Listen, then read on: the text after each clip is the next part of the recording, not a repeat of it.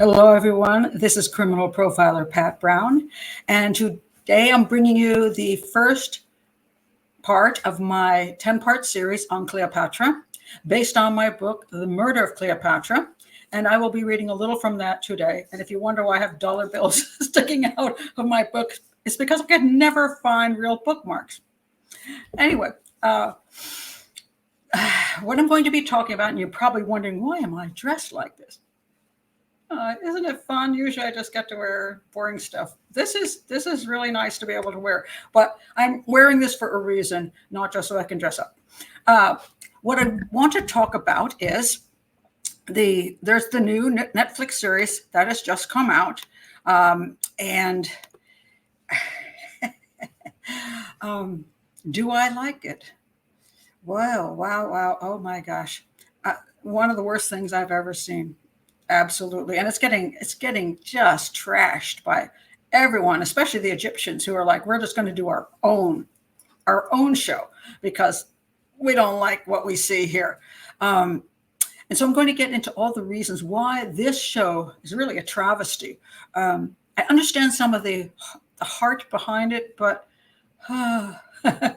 but there's a lack of evidence in it. There's a lack of true history in it. And if you want to make something fictional and fun, that's fine. But this is supposed to be a documentary. It has acting in it. They enact out certain scenes. And I have to admit, oh my God, some of the worst acting I've ever seen and some of the cheesiest sets. I'm totally unimpressed. And I'm going to say this right now. One of the reasons that this may be not on the level of some great, millions and millions of dollar movie, because documentaries are always run on the cheap side. They don't want to pay anybody to be in them. Most of the experts you'll see in these shows aren't paid, and if they do pay them, it's really small. I have to fight to be paid, and recently one of the documentaries coming out had invited me to be in it. I asked when and what were they paying, and they never got back to me, except after now it's been done, they've asked for some photos. So I don't know if they're going to trash me or not in that particular documentary.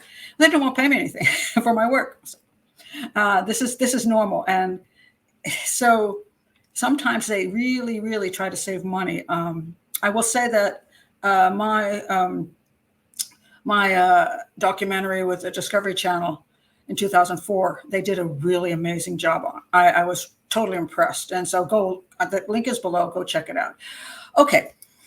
By the way, if you're new here, please do like and subscribe, and please do hit the bell so you get notifications of this entire series.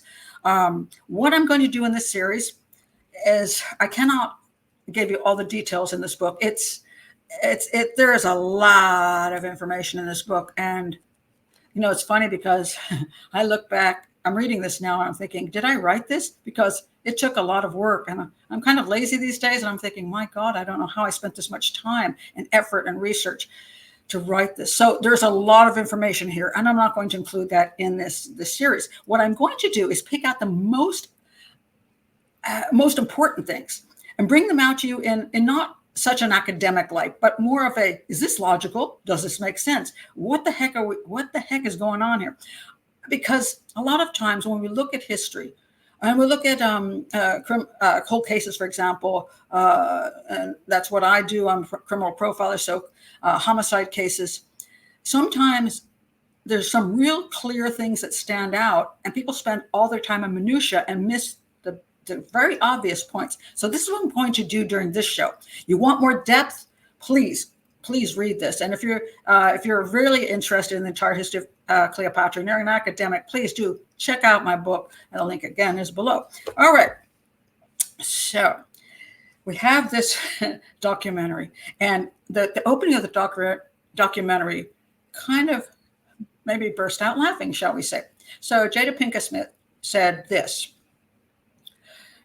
"There was a time long ago when women ruled with unparalleled power. Mothers of nations, they bow to no man." Jada, what planet are we living on? If we look at the history of mankind on this planet, womankind was kind of not getting much of a break. I mean, it's kind of funny because this is supposedly a feminist show, and they start out with what is completely a lie. They're saying that way back when women had power, such power that they could be queens of nations. And I would like to see how many of those nations in the world women got to be the queen. And they got to be the queen without the help of men protecting them, pushing them, being beside them. Sorry, guys. I mean, I love the concept. It's just a lie. Okay. It's a fat out lie. Cleopatra was a unique moment in history as a pharaoh, because she was incredibly smart and determined, and she lasted a while. But if you generally look at the history before and after, mostly guys. So yes, it's a lovely concept, but it's not true. And you started off your documentary with a ridiculous falsehood.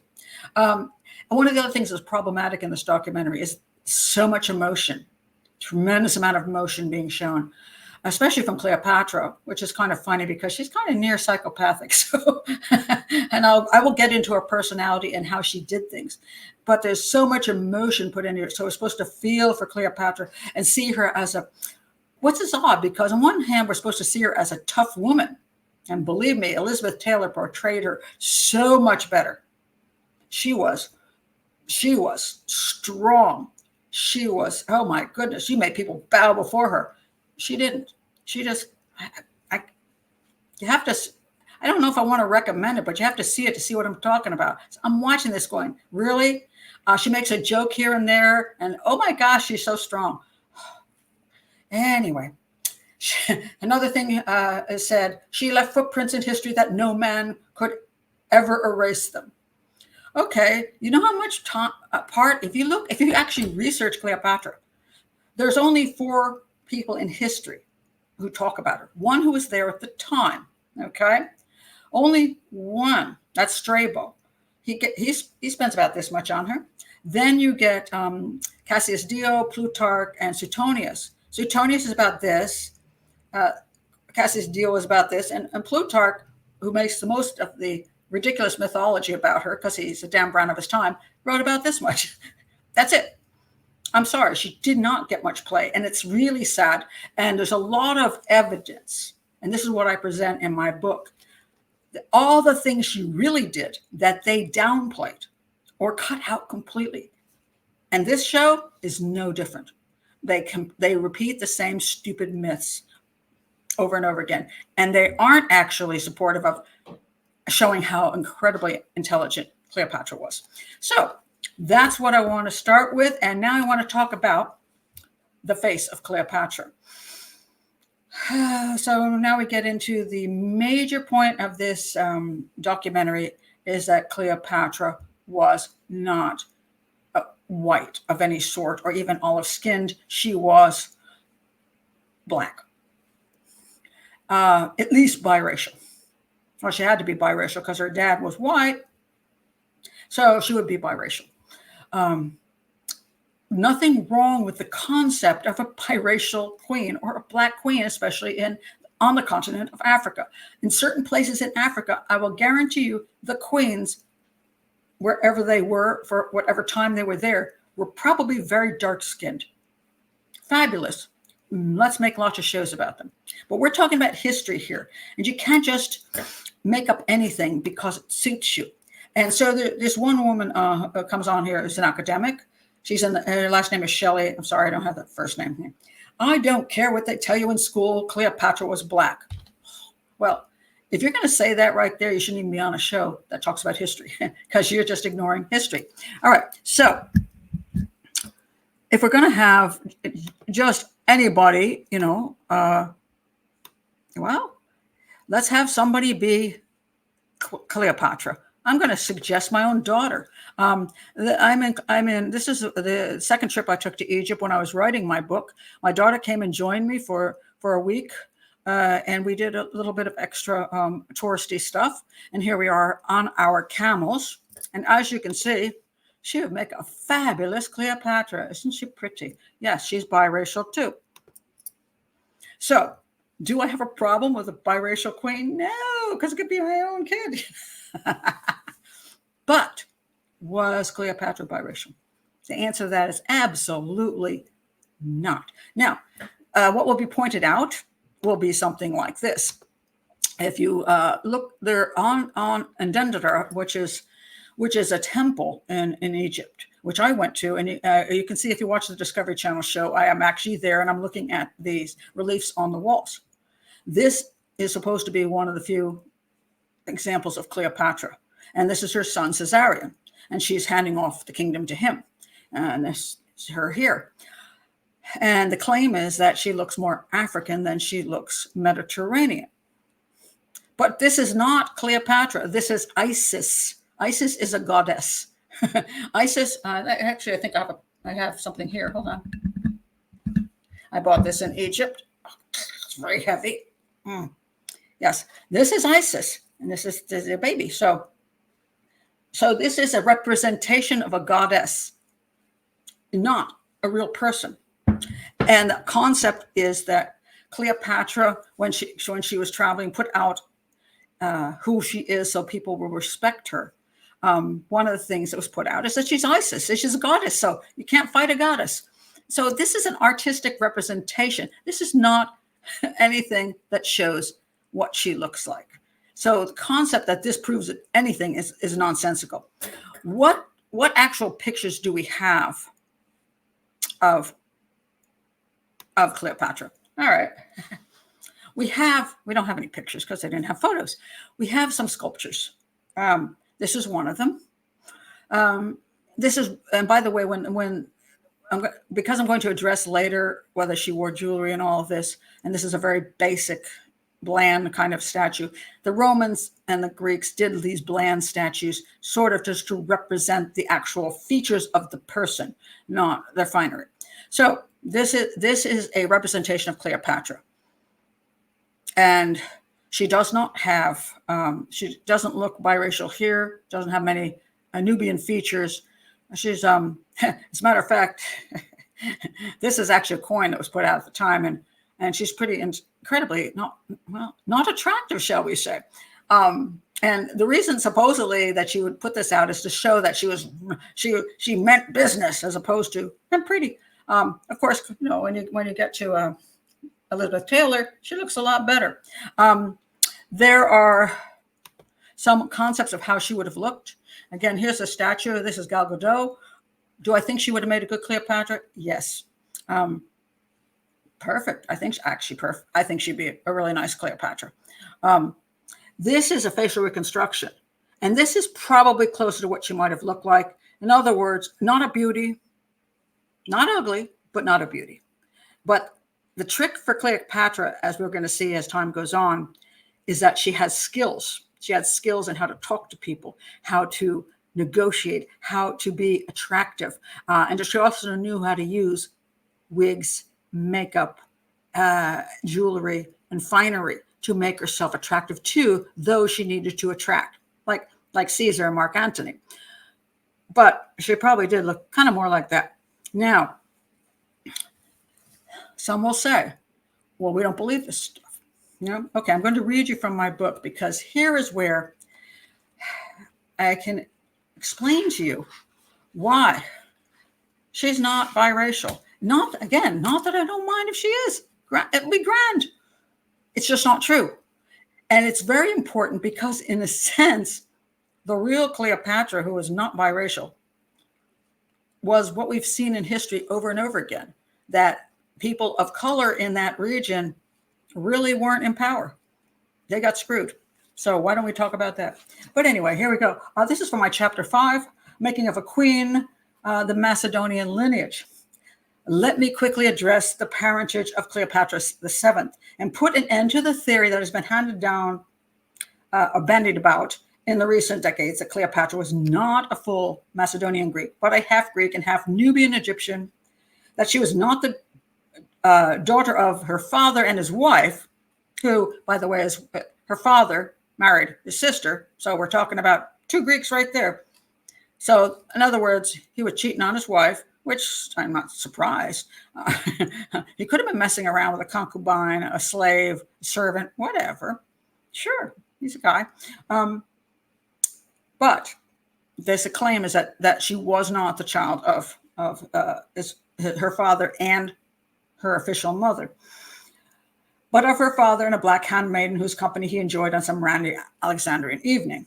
Clearly, the desire of some to add the brilliant queen to the history of people of color who lived in or descended from Africa is evident. Perfectly understandable. So much of history is showing the achievement of Europeans and Caucasians and men. I didn't put that in here, and men.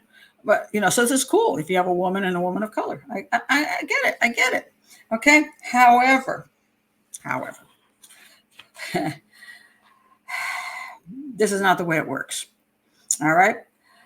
No one has questioned the heredity of any of the other Cleopatras. By the way, there were a lot of Cleopatras before this because they all descended from Alexander the Great, all from Macedonia, Greece, and they were all pretty much this color, or at least this color.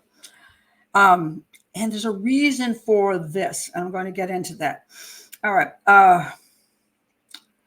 So even Plutarch, now Plutarch's the biggest writer about Cleopatra, who wrote of Cleopatra's features, did not attempt to portray her as a member of a black or brown race, nor did he infer that she was not a true Ptolemy and not a fully Macedonian descended queen. This is a guy who didn't even like her.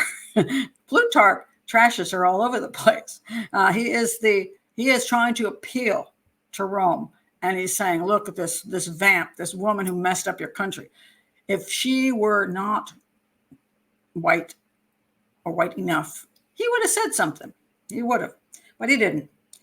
Again, he would have used her mixed race as either a positive. He could have used a positive, like she allured them because of her, exoticness. But that's not what he did. He didn't mention it at all. What he said was, for her beauty, as we are told, was in itself not altogether incomparable, nor such as to strike those who saw her, which is meaning that she wasn't the prettiest thing in the world, but she could work with it. All right. So we also have, Plutarch goes on to explain, for her beauty, as we're told, wasn't that exciting, but she had irresistible charm, and her presence combined with the persuasiveness of her discourse and the character, that's what did it. Stimulated other people. They liked her. They found her fascinating. Okay. Now, let's go down a little further. Cassius Dio, a guy who I think did a better job than Plutarch. At least he was closer to the truth. For she was a woman of surpassing beauty.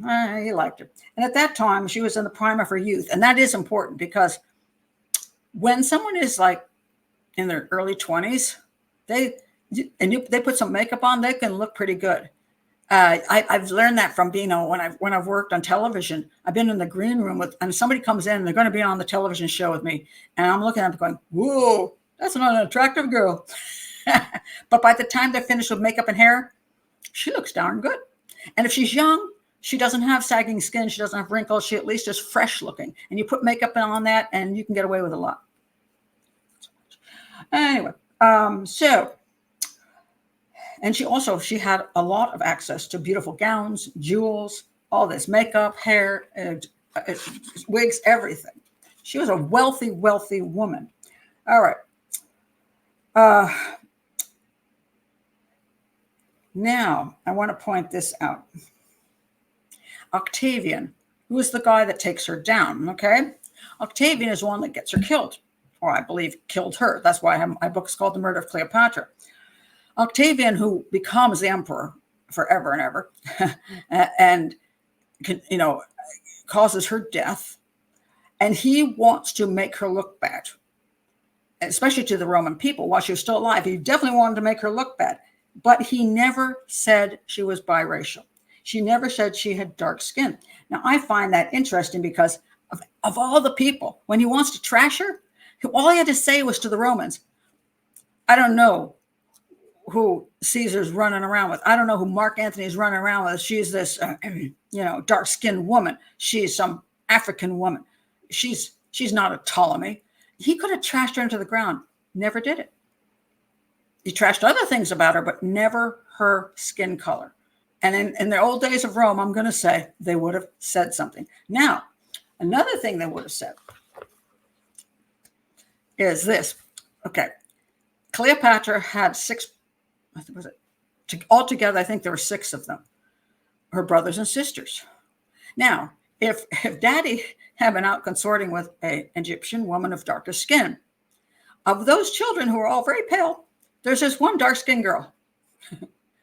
Now, do you think he would admit it was his kid, or would he just let that servant girl raise her and that's that? He's got 5 others, for God's sakes. And his wife, who is pretty white, she would like not to, let's ignore all of my children and we're go with the servant girl's kid. What queen ever wants a servant girl's kid to become the next queen? Are you kidding me? This is where I say logic just flies out the window with these shows. No, the queen wants her own children to be successful.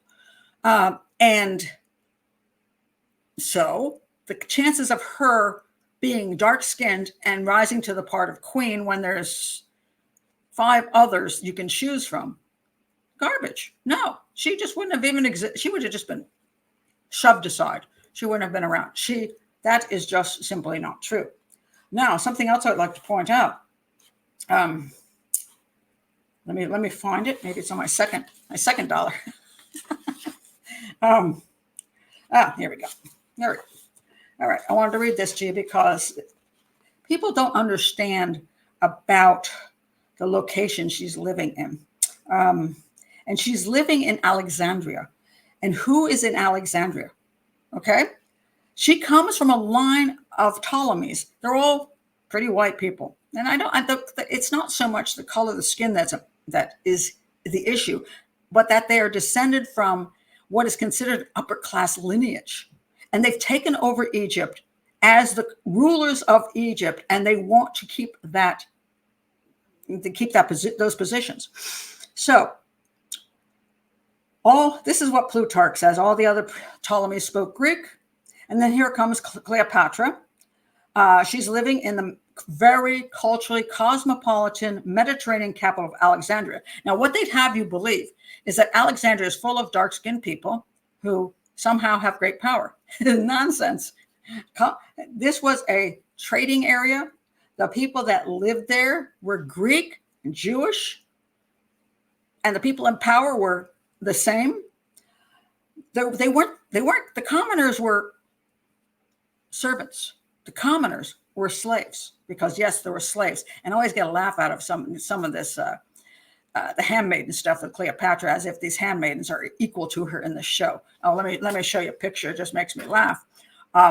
Yes, that the handmaidens are like her best friends, and they're her confidants, and and so you see Cleopatra's on the left, and here's one of the handmaidens on the right. I'm like, what the heck? The handmaiden looks like she's dressed better than Cleopatra. She's got gold earrings. Say what? That woman's a slave. Okay? She's a slave. She may have been a preferred slave. She's still a slave, or at least a servant. She's not an equal. Ever been an equal to Cleopatra. It's just absolutely ludicrous. So what happens in Alexandria is that this is where all the top people hang out. This is where the business is. This is where the politics goes on. And these people are Macedonian Greeks and Jews and people of very high status. They are not, sad to say, in Egypt. The lower classes, the slave classes, and the rural people of Egypt. I mean, this is just not what's true. So I'm pretty sure that Cleo loved her status. She liked being a Macedonian Greek. She liked being in the royal family. She liked being a pharaoh. She didn't want to be a regular person. And this is exploited in the show, that somehow, because she's actually half Nubian, that she has a love for the Egyptian people more than anybody in her family ever did. There is zero proof of that. Cleopatra liked running a country. Cleopatra liked being the top of everything. And there's a claim that she spoke 7 languages and local languages. And I'm going to say there's zero proof of that. I'm going to say she was well educated because she was educated in Egypt. But if you've ever studied languages, you know damn well that you don't get fluent in a language unless you are 100% immersed. So you may be able to do your own language, which would be Greek, and you may learn one of the other languages to some extent, if that was your number one, maybe even two, if your tutor is on it every single day. But you never, ever practice it that much with other people. Chances are you have smatterings of other languages, not fluency. She might have been clever enough to have smatterings, where if somebody comes in, she can say hello. She can talk to her servants, maybe in their language, very, very basic stuff, not political discussions. So the concept that she was that brilliant, and the reason she spoke the language of the people was because she was one of the people. Garbage. She was an elite. She was an elite, and she used those people. And